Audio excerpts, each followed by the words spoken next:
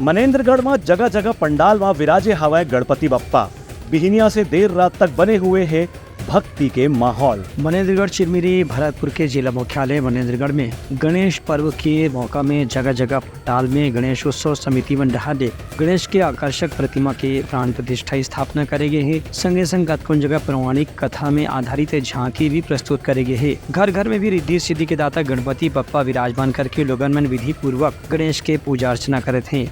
कहीं कहीं पंडाल बना करके गणेश की प्रतिमा स्थापित करे के संगे संग जगराता और भंडारा के कार्यक्रम भी है। वहीं अलग अलग धार्मिक अनुष्ठान भी हुआ थे। आकर्षक साज सज्जा के साथ में गणेश पंडाल के सजावट करेगे है, जेमा लोगन मन सुरुचिपूर्ण ढंग से अपन योगदान करत है। वहीं कतको जगह मंदिर में पूजा पाठ धार्मिक जप तप अनुष्ठान के आयोजन भी गणेश पर्व के दौरान करेगे है। जिला मुख्यालय मनेन्द्रगढ़ में विराजमान गणेश के अलग अलग पंडाल में शाम से ही भंडारा पूजा आरती के कार्यक्रम रखे गए हैं, जिमा बड़ संख्या में भक्त मन आके सकलावत है। Bureau report Uttarakhand news.